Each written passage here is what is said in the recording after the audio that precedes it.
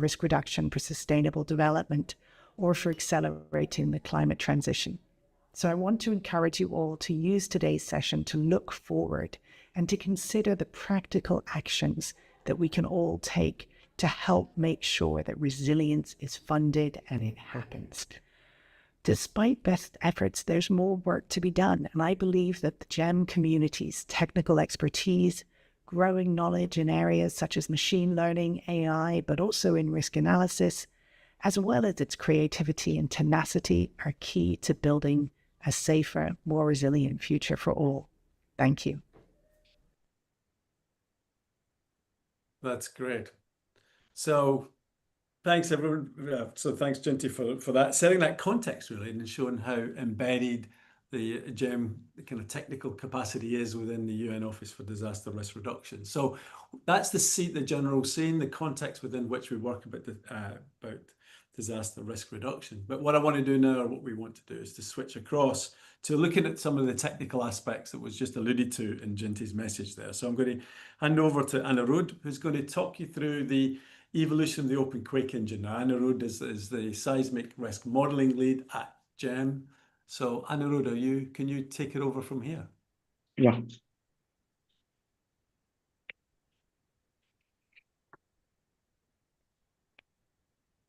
Right, yeah. Thanks, Ian, for the introduction, and also to Jinty for the kind words on the progress that GEM has made over the last 15 years. And thanks to everyone for attending. Good afternoon to all of you, and welcome to our presentation for the 2025 International Day of Disaster Risk Reduction. And our presentation is on 15 years of collaborative development of the OpenQuake engine and showcasing some of its applications for DRR.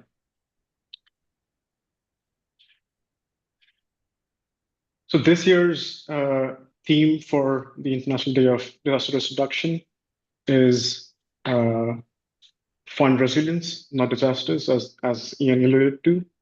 And it highlights the urgent global need to address escalating disaster costs by shifting our focus from reactive response to more proactive investment in disaster risk reduction. And it emphasizes two crucial calls to action. The first, that we must significantly increase the funding for disaster risk reduction within public budgets and international assistance. And the second, that we must ensure that all public development, as well as private sector investments, are risk-informed and resilient. So within the context of earthquake risk reduction, the OpenQuake engine can help provide the crucial scientific evidence base required to meet both of these goals. And our target stakeholders, which include national governments, the private sector, international donors, as well as civil society and academia, can all benefit by leveraging the results that can be provided by the OpenQuake engine. So what is the OpenQuake engine? So for those who might not know yet, the OpenQuake engine is an open source software for seismic hazard and risk modeling, which is primarily spearheaded by the Global Earthquake Model Foundation, but it has been significantly receiving contributions from external contributors worldwide. It's platform independent, so it runs seamlessly on Windows, Mac, and Linux. And it can be deployed on everything from personal computers to high-performance computing clusters. The original motivation for its development was the crucial need for reproducibility, transparency, and flexibility in seismic hazard and risk analysis, trying to move away from the limitations that were previously found in proprietary and so-called black box software. The OpenQuake engine is a software that can take comprehensive inputs from seismic source models or earthquake rupture models to model individual earthquakes scenarios, to ground motion models that are included within the OpenQuake engine, as well as it can take in building and population exposure models and seismic fragility and vulnerability models to calculate various outputs of interest, such as seismic hazard curves, hazard maps, uniform hazard spectra, conditional hazard spectra, disaggregation metrics, as well as key damage and loss statistics, including average annual loss maps, probable maximum losses, loss exceedance curves, and so on. And its core power lies in its unified approach, which tightly couples probabilistic and scenario-based seismic hazard calculators with corresponding damage and risk calculators within a single software. So you can seamlessly transition from hazard computations, and go all the way to risk. So this end-to-end capability is fundamental for implementing risk-informed investment decisions. Development on the OpenQuake engine started in 2010, and it was publicly launched in 2015. And since its initial public release, the OpenQuake engine has undergone continuous and substantial development with the introduction of several new features over the years. And this timeline just highlights how its capabilities have been repeatedly enhanced to meet emerging scientific and user needs over the last decade and a half. Some key milestones, I mean, there are many, but I'm highlighting just a few, include the introduction of earthquake-triggered landslide and liquefaction modules. There's a new financial loss module for insured and reinsured loss calculations. There's a new infrastructure risk and network connectivity analysis module. And there's also been continuous integration of advanced hazard tools, such as a condition spectra calculator. There's an aftershock PSHA calculator. And interested users can also do vector-valued PSHA calculations. This constant evolution ensures that the OpenQuake engine remains capable of accommodating increasingly large and increasingly complex models, such as the recently released 2022 New Zealand National Seismic Hazard Model. The adaptability and comprehensive features of the OpenQuake engine have led to its widespread global adoption by a broad user base, including several government agencies, private sector organizations, and academic researchers. So this map is our attempt to illustrate the truly versatile nature of its applications. And these applications span all the way from regional initiatives such as the European Seismic Hazard and Risk Models of 2020, which I'll mention a few slides later, as well as national seismic hazard and risk models developed by official agencies of those countries, as well as numerous urban scale and site-specific hazard and risk assessments. So this extensive use of the OpenQuake engine, which is evidenced by over 100 peer-reviewed studies that we collected in the last few months, solidifies the position of the OpenQuake engine as a transparent and trusted tool. And it provides confidence for risk-informed funding decisions globally and ensures that international assistance can be guided by validated hazard and risk models. As I mentioned briefly on the previous slide, the OpenQuake engine has come to be used globally by several government agencies which have the mandate to develop national seismic hazard models. And on this slide, we're showing just an example of two of these countries, namely Indonesia and the Philippines, where the Indonesian Ministry of Public Works and the Philippine Institute of Volcanology and Seismology, or PHIVOLCS, of the Philippine government, use the OpenQuake engine to develop the latest national seismic hazard models and maps. And these maps are then used downstream for informing the national structural design codes. Going one step further, a few countries have also started using the OpenQuake engine to estimate seismic risk at the national level. So going one step beyond national seismic hazard models, going into seismic risk, with a view to using the risk results thus calculated to provide a crucial evidence base for policymaking, including developing mitigation strategies. For example, Natural Resources Canada decided to transition from a proprietary software that they had been using to the OpenQuake engine for developing their 6th generation seismic hazard model of Canada due to several factors. Previous tools, which had been used in Canada since the 1980s, had become very difficult to maintain as the science of seismic hazard assessment advanced and new requirements emerged. And the OpenQuake engine, being an open source platform, offered greater flexibility, adaptability, and transparency, allowing an NARCan to incorporate state-of-the-art methodologies and recent scientific findings much more effectively. Subsequently, NARCan also developed and launched their first generation public Canadian seismic risk model, incorporating the updated seismic hazard model, plus site conditions, a new exposure model for Canada, as well as physical vulnerability models. providing a comprehensive assessment of the physical risk to Canadian buildings and their occupants. And its findings are expected to serve as an evidence base for policymaking and planning across a wide range of stakeholders in Canada, including community planners, emergency managers, policymakers, financial analysts, citizen groups, and also government agencies at the municipal and provincial levels. Another such example is the Swiss Seismological Service, which also used the OpenQuake engine to develop the National Seismic Risk Model for Switzerland, which also is being used similarly in many applications downstream for informing risk-based decisions. At the regional level, the 2020 update of the European Seismic Hazard Model, or ESHM 20, and the corresponding Uniform European Seismic Risk Model, ESRM 20, also relied extensively on the OpenQuake engine for their continent scale earthquake hazard and risk computations. And this large-scale regional project integrated local scientific expertise, data sets, and consensus methodologies to create robust models for informing earthquake preparedness, risk mitigation, and policy development at the regional level. For example, the hazard maps from ESHM 20 are expected to be included in an informative annex of the upcoming revision of the European Seismic Design Code, EC8.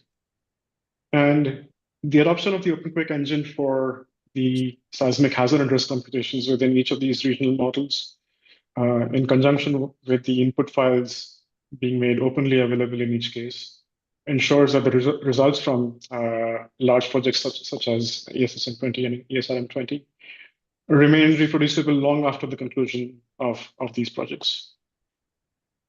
In one interesting application of the European Seismic Hazard Model, researchers from Greece proposed a new seismic zone map for Greece for potential adoption in the Greek national annex of Eurocode 8.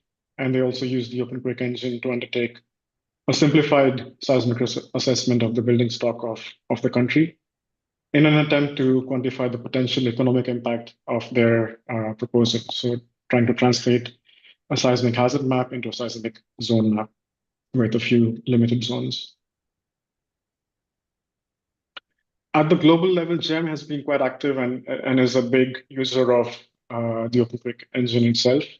In December 2018, GEM released its first global seismic hazard and risk models and corresponding maps, which represented the fruitful outcomes of a multi-year international collaboration involving dozens or even hundreds of organizations worldwide. And a critical aspect of creating the global seismic hazard and risk models was the compilation of regional, national, and subnational seismic hazard and risk models in a uniform format that is compatible with the OpenQuake engine. An updated second version of these maps was released in 2023, and a further third update is planned for next year, 2026.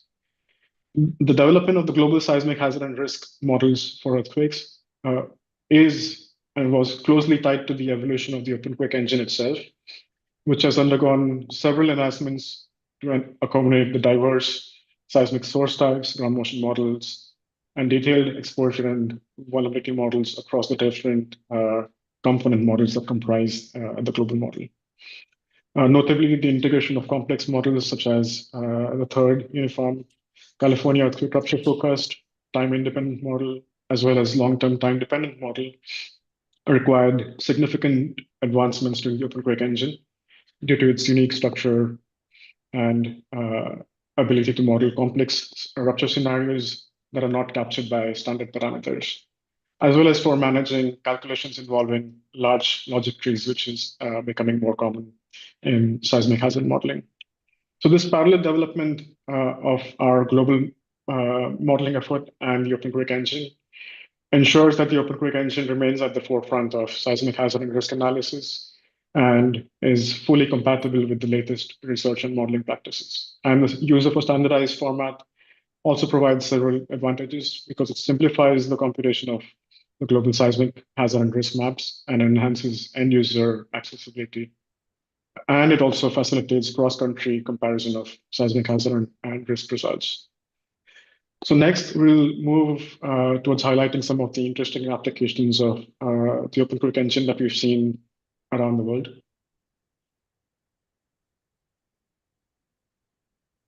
One of these applications where OpenQuake has been used in several studies is earthquake early warning. Earthquake early warning systems detect the primary waves produced by an earthquake, which travel faster but are less destructive than secondary waves, which arrive later, and surface waves.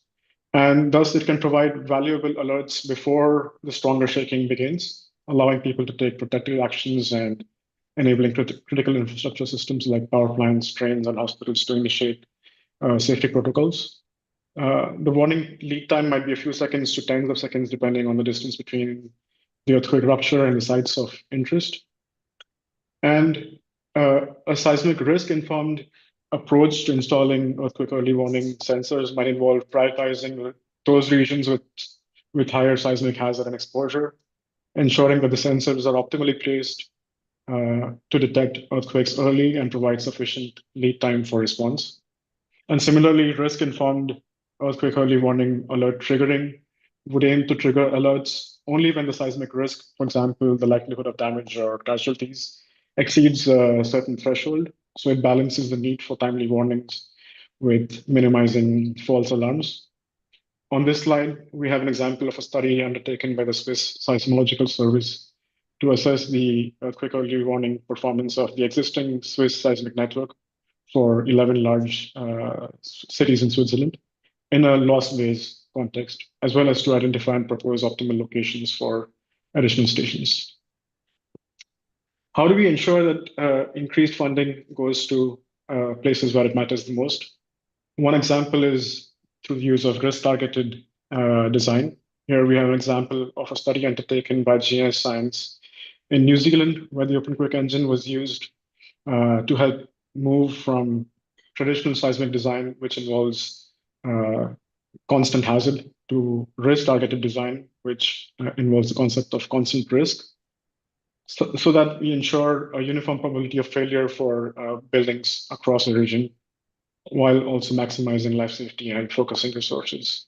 So they also calculated aggregated risk metrics to investigate if port-conforming buildings are sufficient from societal risk perspective and not just from an individual building risk perspective, thus helping prevent large-scale casualties in dense urban areas. We all know that humanitarian actors rely on rapid data, especially after large earthquakes. So with this application in mind, we made the attempt to connect the OpenQuake engine to the USGS's ShakeMap service, which provides near real-time ground shaking maps for earthquakes within a few minutes of an earthquake occurring. So this ability to link ShakeMap outputs directly to OpenQuake's damage and loss calculators enables rapid damage and casualty assessment immediately after an earthquake, and this has seen application with the World Food Program and the European Commission as well. For retrospective scenario analysis, the OpenQuake engine is also able to incorporate seismic station data if it's available in order to condition the ground motion fields that will be used further downstream for damage and loss analysis. This just ensures that you make use of all available data to constrain your modeled outputs. So now we've added a new module for handling earthquake-triggered secondary perils such as landslides and liquefaction. So calculations involving earthquake-triggered liquefaction and landslide hazard models are now possible with the OpenQuake engine, because we've added several geospatial landslide and liquefaction models to the OpenQuake engine. And this functionality is vital, as ground failure can often lead to substantial additional damage and losses beyond what ground shaking alone can cause. And it's also an important driver of issues affecting infrastructure networks. As part of this module, we've also added support to the OpenQuake engine to be able to work with machine learning-based models, both for ground motion models as well as liquefaction and landslide models. Another new module that we've added to the OpenQuake engine in the last 4 years is a module that can handle infrastructure risk and network connectivity loss analysis. And as we know, like an earthquake doesn't cause damage only to buildings. Protecting critical infrastructure, both public and private, is also of vital importance. And so this newly added module allows for the simulation of seismic impacts on linear infrastructure networks, which could include electricity networks, power supply, water supply networks, transportation networks, and so on. And this module, in addition to being able to estimate damage to the infrastructure elements, can also provide downstream metrics related to the loss of connectivity in the system due to these damaged elements. And this type of systemic analysis can also help identify the critical nodes and links in that infrastructure network that might require targeted investment for improved robustness. In addition to being used extensively for earthquake-related hazard and risk assessment, the OpenQuake engine is constantly also being extended to address complex and emerging DRR needs. And it is slowly moving towards providing general support for multi-peril risk calculations. One of these applications is in the field of risk assessment for volcanic hazards. The OpenQuake engine now offers a new calculation mode for right now it's just for scenarios, but for volcanic hazards. It can manage multiple types of volcanic hazards simultaneously, including ashfall, pyroclastic density currents, lava flow, and lahar flow. While each of these hazards needs to be computed externally, the hazard footprints can be imported into the OpenQuake engine to estimate the corresponding damage, given corresponding exposure and fragility model for those hazards. Another interesting application that the OpenQuake engine now has is related to the addition of a financial loss module, which supports the financial sector. This module can handle complex insurance and reinsurance structures and is able to calculate retained and ceded losses during earthquakes appropriately based on the type of insurance or reinsurance policy in place for different assets in an exposure portfolio. And this is quite essential for determining the appropriate capital reserves that companies might need to hold in place. A final application that I'll mention is related to the development of earthquake cat bonds, where the risk is placed into the capital markets, where capital can be brought in to fund earthquake insurance at the national level. Here, we're looking at a pilot study that is being conducted by the Asian Development Bank for 2 countries in Central Asia, namely the Kyrgyz Republic and Tajikistan, where an initial seismic risk assessment was conducted with the help of the OpenQuake engine, and the risk outputs are being used to inform the parameters of the triggers of a cat bond covering these 2 countries. Finally, I would like to end with a slide that I used at the beginning of this presentation. Hopefully, through this short presentation, we've been able to showcase some of the new features and also the global applications that have helped make the OpenQuake engine an indispensable tool, which can help support the goals of disaster risk reduction by providing credible, reproducible data that connects seismic hazard signs directly to consequence estimates. And we would like to end by calling upon the 4 key stakeholder groups identified by UNDRR to use these open scientific tools. For governments, they can use risk models to justify and increase DRR funding in national budgets and ensure development is resilient. The private sector can incorporate OpenQuake models and outputs to compute financial losses, insured losses and use the results in their investment and insurance pricing decisions. Multilateral donor agencies or development agencies can scale up funding in targeted vulnerable regions that can be identified based on evidenced risk assessments. And finally, academia and civil society can continue to drive innovation in science and also in accountability and applying these tools to local risk problems.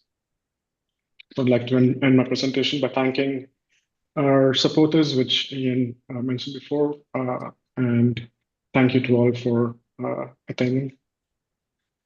Thank you, Anirudh, for outlining that call to action at the end, or reminding us of that call to action, and secondly for that no easy task of squeezing 15 years of technological development into just over 20 minutes. So that's fantastic. For the next session, we want to give you a little bit of a flavor, really, of how the OpenQuake and the related tools are getting used.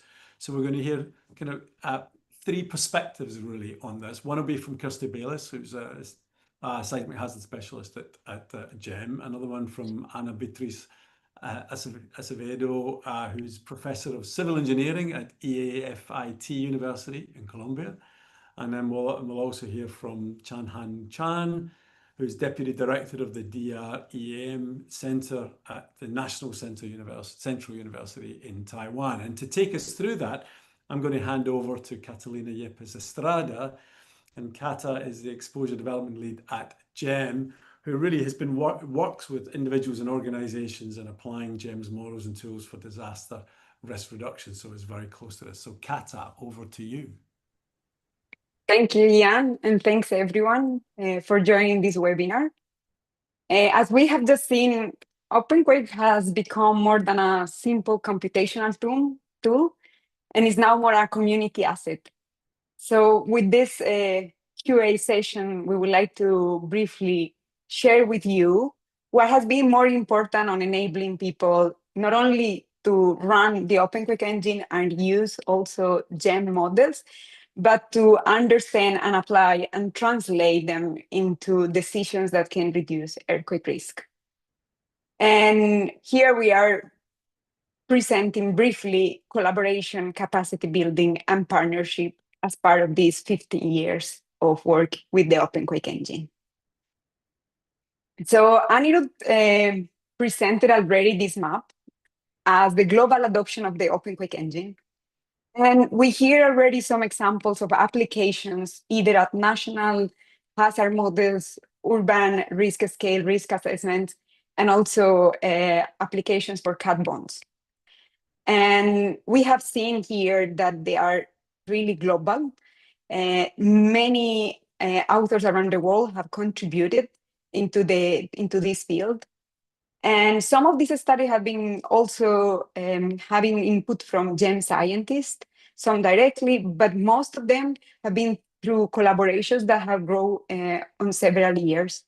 And just working side by side with public institutions, practitioners, researchers, we make sure that the science behind the OpenQuake engine is at the state of art, is understood, but is also useful for applications. And how do we do that? Part of the GEM mission and one of our core activities is training and capacity building. Over the years, GEM has conducted numerous hands-on activities at GEM headquarters, which is in Pavia in Italy, but also around the globe. And they depend a lot on the context in which we are working. For example, to our sponsors and partners, we usually do training in our headquarters, but we also offer courses, postgraduate courses for PhD students, postdocs, practitioners, researchers that can be placed in different locations. For example, this year we had a European course in Portugal. We had several trainings here in Italy in different cities. But we also had trainings in El Salvador as part of a project. This week, our team is going to Morocco that has joined as an open sponsor, public sponsor of GEM. So the in-person training happens depending on the context and availability of resources. And the idea of the trainings that we provide are not only to explain how to use the OpenQuake engine as a tool, but to understand the full risk assessment process, from data preparation, model assumptions, interpreting the results, and communicating the uncertainty to the final users. And since 2020, we also expanded that capacity to work online. Now we host online courses. People can join and follow live exercises. We also have available videos in YouTube, so users can also follow at their own pace, wherever they are, and also raise their understanding on risk. We leave there we have a dedicated website, so we leave there the link in case you are interested to join as well. And we also host researches for extended videos, particularly when we have projects and we want to develop detailed models. It's a side-by-side work that we do with the community. As part of the training, we also invest significant resources documenting and attending the OpenQuake user forum. So here on the left, you have the link for the OpenQuake documentation. It's online. We are happy to receive contributions as well. And we try to introduce all those new features that Anirudh just mentioned into the documentation page. And on the right side, you can see a plot. We are very proud to see how the OpenQuake community has been growing over the years. Each time we have more questions, each time the software is more robust, and we manage to transfer the information easier to all users. So that's from the training and perspective. But from the collaboration and communication, we wanted also to share key elements that we have found over the years. One is working with stakeholders, either at a local or national level. We work closely with them, and that has helped us to understand their needs, also to refine the models. In some cases, collaboration or specific projects leads to needs in improving methodologies or new features that are necessary for the OpenQuake engine to provide to users. In other cases, we co-develop seismic risk profiles, like the one you can see here, that is for a city in Colombia, that we co-develop with academia, with the local offices for disaster risk reduction, but also with the first responders. So you can see here the Red Cross reading those results, and we develop together with the collaborators activities on how to communicate, videos, passing information that has helped to tailor how we present results. And this can be done also on national level, which is the example for El Salvador. Here we are sitting together with the Civil Protection and the Ministry of Environment, sharing the model first, but also listening what are the needs and how do they need to provide that information in case of disasters. And the Ministry of Environment developed this tool, this dashboard, that produces a near real-time earthquake impact for the country and communicates directly following the country protocols, information that is useful at the time of response. Unfortunately, we don't have much time talking about these cases, but today we have 3 guests that will share some experience and using or applying OpenQuake at different states, scientific part, academia, and on the governmental side. So here I will invite Kirsty Bayliss. Ian already introduced Kirsty. She's a GEM scientist. And we would like to ask, how do you think OpenQuake and its associated tools that users have available are contributing to improving seismic hazard models around the globe? Thanks, Kata.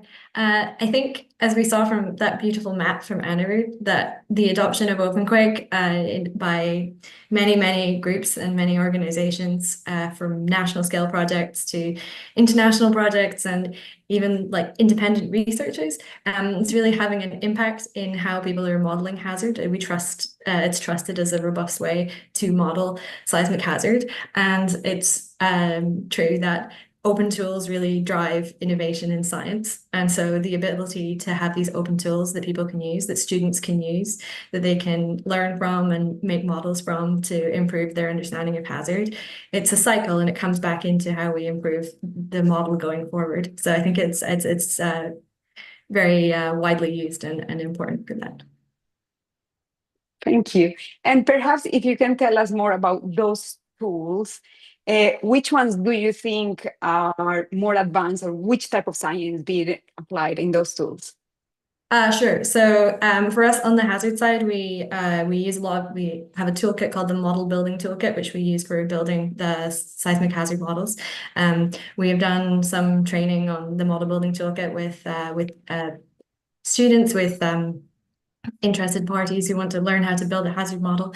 And so I think that's for us, that's what we spend a lot of time on. But yeah, in general, I think that there are many tools that are associated with OpenQuake and that are very useful for these kinds of things. Thank you. And perhaps useful also to say for users that they can install the toolkits when they install the OpenQuake engine. Yes, hopefully we've made that straightforward. Indeed. Thank you, Kirsty. Now I will call Han. Thank you for joining us from Taiwan. Han, It's my pleasure. we would like to know how the Taiwan earthquake model decided to use OpenQuake for seismic hazard. Can you share with us that? In the beginning of the Taiwan earthquake model, which is approximately 12, 13 years ago, that means we are slightly younger than OpenQuake. At that moment, we have earth scientists, engineers working together, proposed a probabilistic seismic hazard assessment for Taiwan. Some of us did have experience on seismic hazard assessment using various programming codes. When we look at this code, each of them it's good enough, especially for the hazard as well as a risk assessment. In the meanwhile, we have a chance to interact with the OpenQuake team. As you know, this team includes the three components: hazard, risk, and the IT. Such a strong team could be helpful for us in the two aspects. This OpenQuake engine will be updated and upgraded to provide us with a solid backup for our hazard assessment. And second, as a hazard module, we could interact with not only the OpenQuake hazard team, but also discuss with risk team to understand subsequent application for our outcomes. When I look back to the beginning of the Taiwan earthquake model, I'm very glad that my colleagues and I have made a good decision to closely interact with OpenQuake. This is how the Taiwan earthquake model interact with OpenQuake. Great to hear that. And do you have an example that you could share if other institutions are using your results for any application?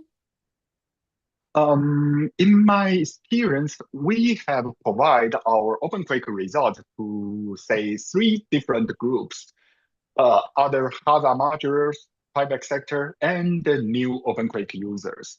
We interact with other hazard modules. For example, we establish an international team to assess seismic hazard for Southeast Asia, as Kata already mentioned.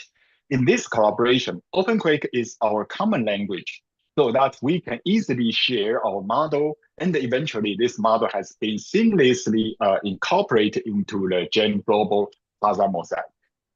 We also provide our hazard models to private sectors, including insurance, reinsurance, insurance brokers, and even engineering consultant companies. Our model could enhance the quality of their products. Due to the OpenQuake performance, very good performance, more and more private companies have considered OpenQuake. Based on this framework, they can use the outcomes of the GEM hazard mosaic, or ask us as scientists who provide state-of-the-art approaches to optimize the OpenQuake result. I also use the OpenQuake as a tool for training course for staff of engineering consulting companies and the young generations, including students and the young faculties. Since OpenQuake team provided very good guidance through manual training course, as Kata has mentioned, for both in person and online. And more important is OpenQuake has user-friendly web-based interface. Students could rapidly get started OpenQuake. So thus, due to various OpenQuake advantage, I share OpenQuake result with these users. Thank you very much, Han. Actually, you touched all the topics that we wanted to cover, from Okay, science, from I must government. voice That's something. great. No, it's very good. Thank you very much, Han. And perhaps now calling Ana Beatriz, Professor Ana Beatriz, was heavily involved in all the activities in Latin America regarding OpenQuake training. So Ana, could you share with us some aspects of risk modeling that you have found challenging for local users to grasp? Yeah, thank you, Kata. Yes, well, actually, what I think is the more challenging aspect is the topic itself. So seismic risk assessment can be very difficult to understand for someone who is not familiar with risk assessment. So in this sense, having OpenQuake is very useful because it's a powerful tool that allows us to present examples to the users. So I believe the challenge is to have models that are appropriate for the user context. Fortunately, we have several models that are available. For example, those that have been developed by GEM and they are in the GEM repositories. But also, for example, in Colombia, we have several models that can be used. We have the Colombian seismic hazard models. We also have some exposure models that have been developed for some municipalities. So actually, I believe that the use of real data make it easier to understand these topics. And I also find it very important to have a tool that allow the users to understand which are the effects of the different components of the seismic risk assessment. So we can do this with OpenQuake because with the engine, we can modify the input data and we can easily see the results and understand how this modification influence the risk assessment. But also, I would like to say that I have been involved with the OpenQuake. Well, I have been using OpenQuake for a long time, so I can see how every version improves the ease of use, and I can see that I can say that now we have a very user-friendly tool. Thank you, Anna. And the next question will be a bit hard for you because you just mentioned there are many activities, especially in Colombia, where you have been participated. National level models, local models, hazard risk. Can you choose one example and share with us how that has been translated into practice, perhaps policy making that you have also been involved with that, risk communication? Can you share one example with us, please? Is it only one example? I think I have many. Well, I'll try to be short. Well, I recently learned that OpenQuake has been used in other universities in my city, and this is this is possible because of the training modules of the online course that you develop in the Communication Earthquake Assessment Project. So now it's being spread to other universities. I also had the opportunity to work very closely with the early warning system of my city, which is a system that also deals with earthquake topics, and with the collaboration with the GEM Foundation, the early warning system, and the EAFIT University, we generated an awareness workshop on seismic risk, which has been going on for the last 4 years, and is a very interesting way to help to communicate seismic knowledge, not only how to generate the knowledge, but what is it? So it is very useful. And then I will have to choose another example, which will be the seismic risk assessment of the city of Cali that you just mentioned, because these results, I know that have been integrated into local risk management processes. They were used to update the Cali risk management plan and the municipality response strategy. Thank you, Anna. Thank you very much. Anna, Han, Kirsty. Ian, over to you. You're muted. I knew it was going to happen at one point. Kat, I don't know if you can see the questions in the Q&A. I'm just going to bring them up. There's a few questions. I don't know I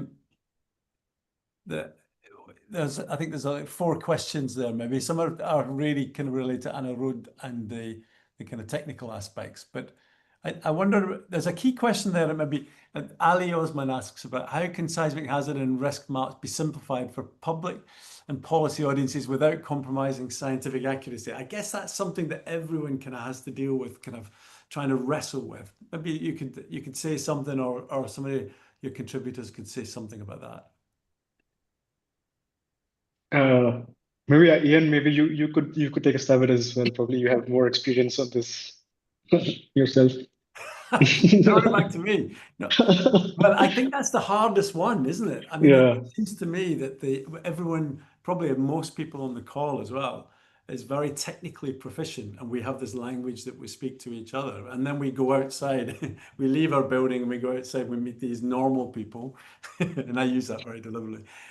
And it's a different language. So, I mean, Anna, in particular, this is something you've dealt with a lot, I think, in your work. Well, yes. Well, with this training or workshops that we develop, it's what we try is to explain the concepts, not how to run on seismic risk assessment. So actually, the language, many people have a lot of confusions. What's an earthquake? If the earthquakes can be predicted, and those simple things that we don't see. Actually, I believe these are the topics that we have to address at the beginning. And once those things are solved, then we can go and show results. But it's very important also to talk with data that applies to each region. For example, I was in some workshops last week, and we had some small earthquake, but it affected some populations. So you have to use that information. You have to keep people telling, okay, earthquake can happen, they happen. But also it's very important it's very difficult, but also very important to know how to talk about probabilities and uncertainties. This is not things that we use like in the normal days. But once, I believe, and may be wrong, but once you cover those topics, then you can go and show results.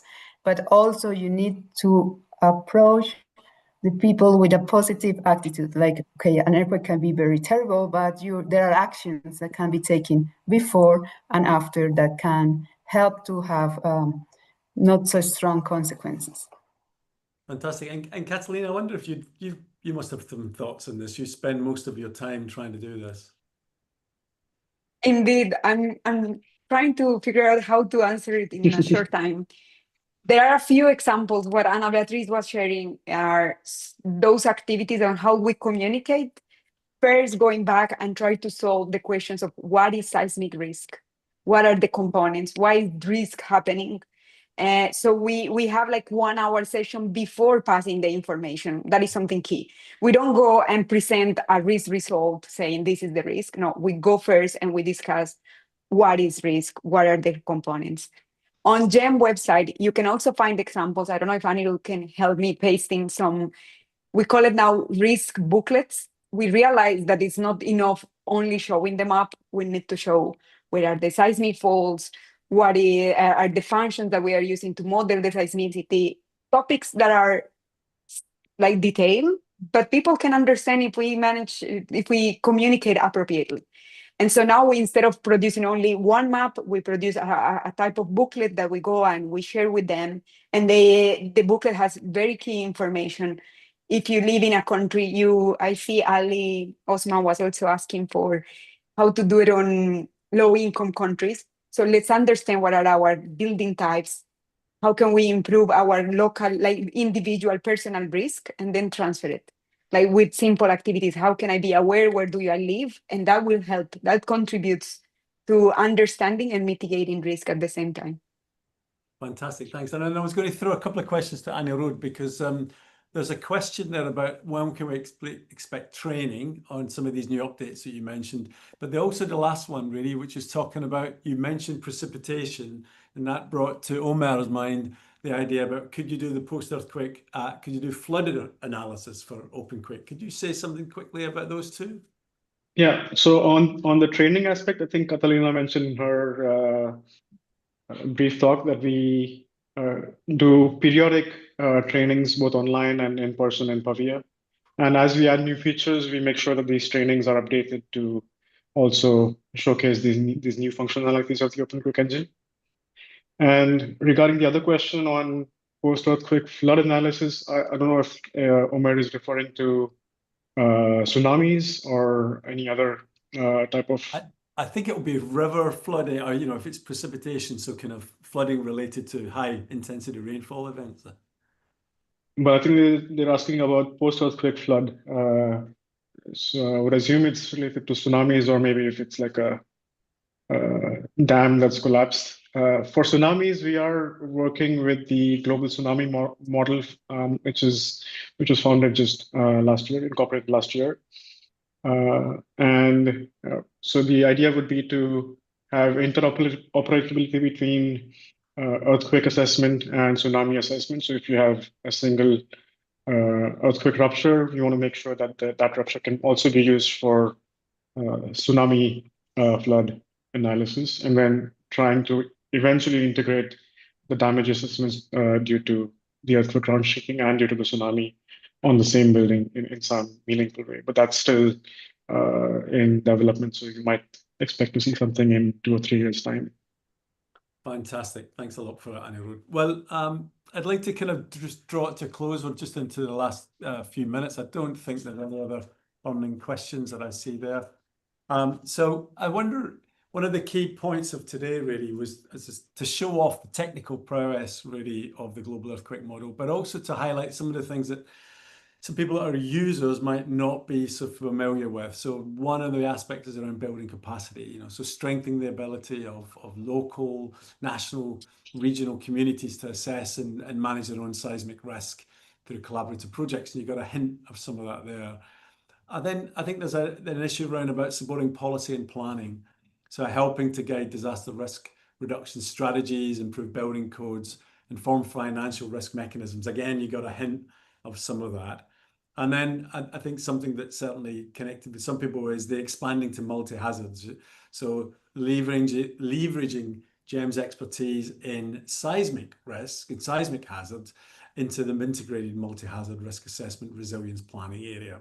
And particularly bringing in, we're starting to bring in just on the periphery, those risks related to climate, so climate hazards as well, climate change. So if we could bring up, team, the final slide, just to kind of finish off and wrap things off. If you are interested in either showing off how you've been using OpenQuake or learning more about OpenQuake and how you could use it, or indeed all of the tools related to GEM, the annual conference is on 23rd to the 25th of June next year. It's in the University of Zagreb, and it's got the theme from faults to future scenarios. In other words, from hazards all the way through to the risk scenarios. So I'd like to just thank all our speakers tonight. So I'd like to thank Jintin, Anirudh, Catalina, Han and Anna for taking us through some of this. I'd like to thank the GEM team behind the scenes for putting it together. And I'd like to thank everyone for joining us at this particular time. And hopefully we'll see you in Croatia in June. Thank you very much. Goodbye.